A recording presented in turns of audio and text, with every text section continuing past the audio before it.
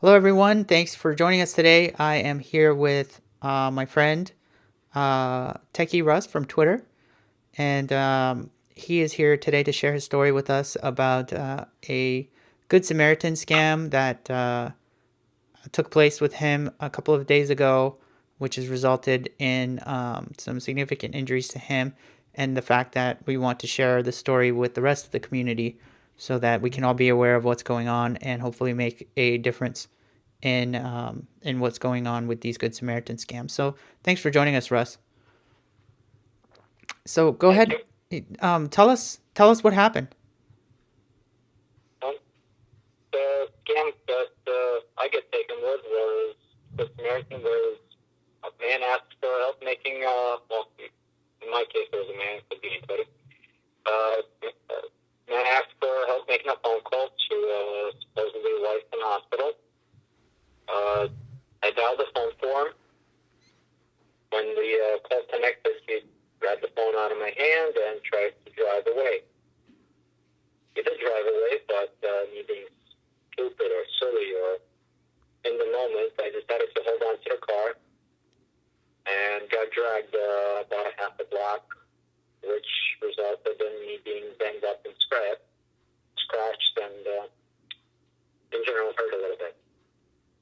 So after the first off got up, I called the police, and hopefully from there on they will do something about this young man and others like him. Absolutely, and this is the message for the video today. Is we want everybody to know that there is this thing going around called the Good Samaritan scam. So in Russ's case, he was walking home from work. Someone pulled up to him and said, "Sir, can you please help me? I need to make an urgent phone call to the hospital for my wife." Russ was kind enough to make the call. The man grabbed the phone from his hand and drove off. And thank God, nothing worse happened to Russ, but you can see he was injured. And it's a very dangerous thing. So everyone, please be on the lookout for these types of scams. If you don't know the people, I know you want to help them, but maybe say, okay, if it's really that urgent, I'm gonna dial 911 for you or something. Put them on the spot. Um, but so this is also happening across the nation, and there's other more severe cases, right, Russ? Yeah, the reason the NYPD is actually very interested in solving these cases now isn't because phones are getting stolen. It's because people are getting hurt over them. In the recent few weeks, months, and probably a little longer, there have been people getting stabbed and murdered over the devices. So the police commissioner and our senator is actually very, very interested in putting a stop to this. And so Mostly because of that. we're specifically talking about the iPhone, right? I mean, iPhone's one of the biggest For the targets. most part, right. For the most part, it is the iPhone. It is the most popular device, most easily understood as something that can be sold.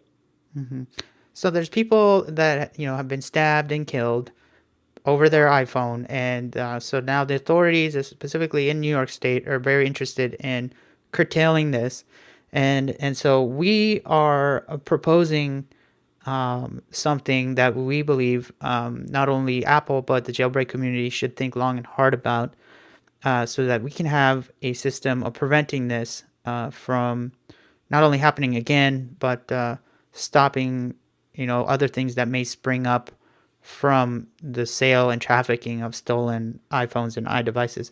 So, what was your recommendation, Russ, for Apple and the jailbreak community to implement to prevent this from happening to others? Well, obviously, the best solution would be for Apple to get 1,000% involved in this and make stolen phones completely unusable for any purpose whatsoever. And it shouldn't be that difficult. I mean, every single part on the device has an identifiable number. And the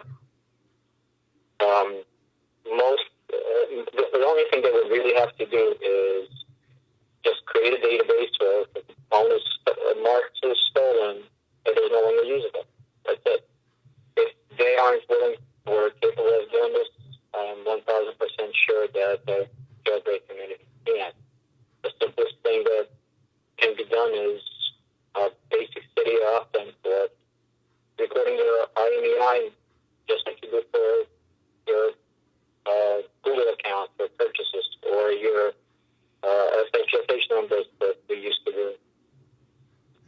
Yeah, Like often, your phone gets recorded as yours, and if it gets stolen, then it can be tracked. If it's used anywhere else, the jailbroken or by other means if possible.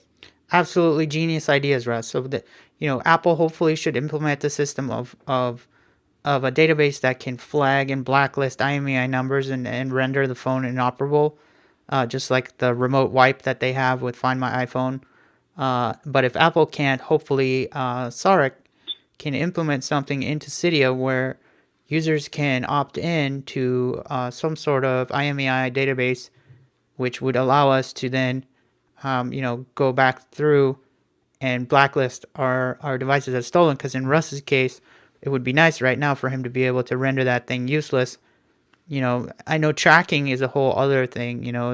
It's difficult to track the GPS if the operating system has been, erased, but the IMEI can't be changed. So if there's a way to flag that in Cydia, maybe if that person were trying to sell that phone and someone jailbroke it, they try to go back into Cydia, the IMEI would have blocked it, or things of that nature. So Apple, please listen. Jailbreak community, please listen. Let's put in place a system where we can prevent these types of people from profiting off of, other people's, literally Russ's blood.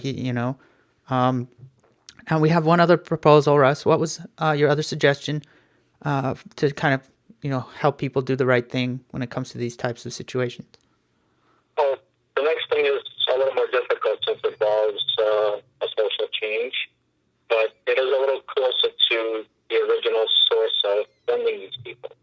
If you don't buy the devices from them, they won't be stealing them. Don't buy stolen goods. If somebody's offering you a phone that's way cheaper than it should be, it's most likely a stolen one. And somebody may have actually bled for it.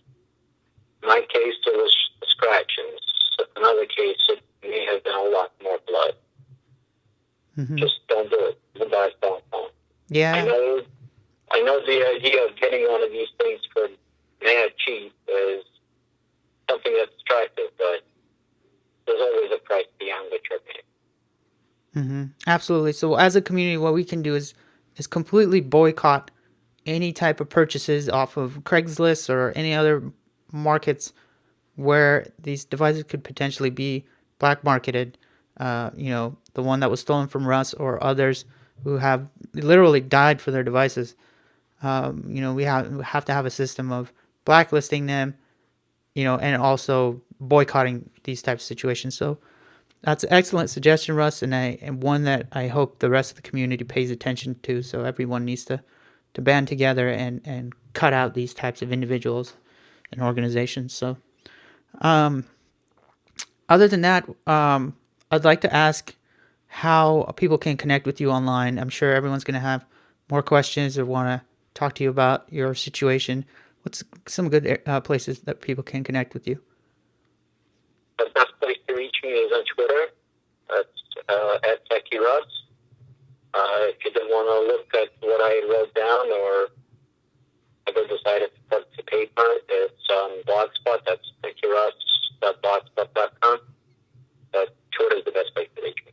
Awesome. I'll put the links to your profiles down in the description of the video for everyone. But just to reiterate, that's at TechieRuss on Twitter and techieruss.blogspot.com for Russ's blog. So thank you very much for sharing your story, Russ. I hope that we can all come together and make these important changes and discuss them. Hopefully September 29th at JailbreakCon in San Francisco. We can put this up as a topic of conversation. And everybody, please support JailbreakCon. It's an important movement where we can discuss serious topics like this at the South San Francisco Conference Center, September 29th. You can check us out on Twitter at JailbreakCon or on the web at jailbreakcon.com. My name is R. Malieri, and you can find me on Twitter at R. Malieri. Thank you, everyone, for watching, and thank you, Russ. Thank you. Bye-bye.